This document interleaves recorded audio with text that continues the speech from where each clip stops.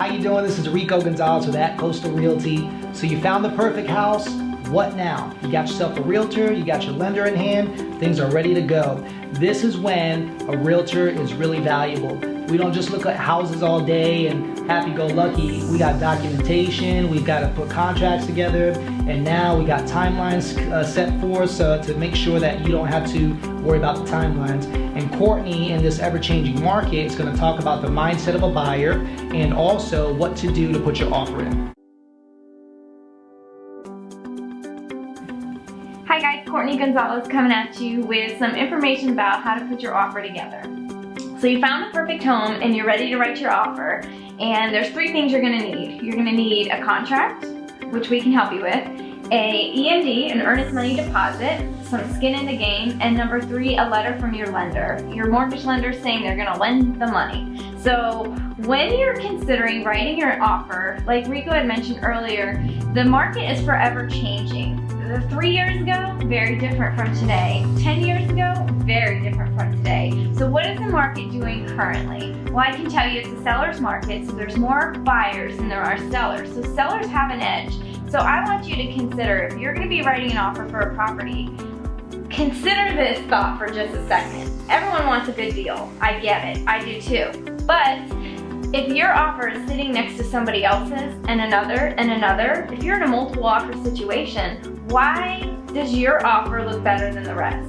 You need to come strong in today's market, and we can tell you a little more details as you go through the process one-on-one, but just keep that into consideration. And with your EMD, your earnest money deposit, you're gonna need to have at least $500 or more to tell the sellers that you are committed to this process and the terms on this paper. And if you renege, that $500 or more is theirs.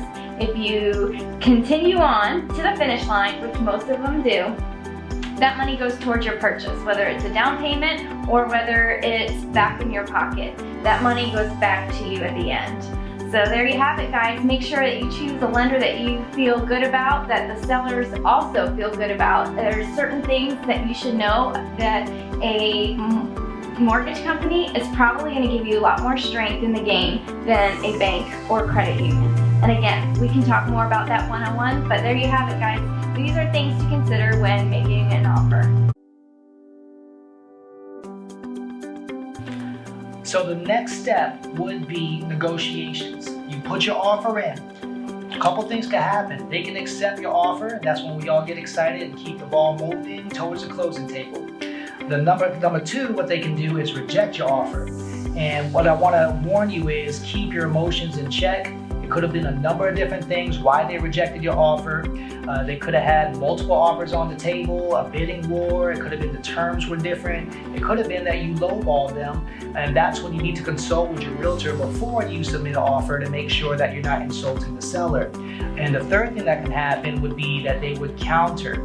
Now, this again, keep your emotions in check. What Courtney and I are gonna do, we're gonna go over this counter, look at it, figure out with a fine-tooth comb what we can do to make sure that you have the benefit in the end.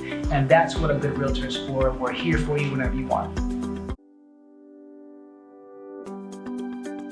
All right, guys, negotiations are done, and now you're under contract, which means you're in a ratified agreement. You are now in a legally binding contract that's gonna bring you to the finish line. So no other buyers, now that you're under contract, can get in on this property. It's yours until you sign on the dotted line. So there's a few things that you need to know about this process. Some of this terminology can be a little bit confusing, but Rico and I are here to handhold and get you to the finish line with victory every step of the way.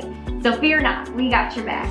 But now that you're in a legal binding agreement, things have automatically gone into motion. So the title company is doing their title search, the lender is working on getting your loan officially approved, and the sellers have technically taken this property off the market so that no others can come and see it. So it is absolutely important that we stay tight to these timelines and get you to the end victoriously. So we're here for you guys every step of the way. I hope this helped make sense and get you the house of your dreams.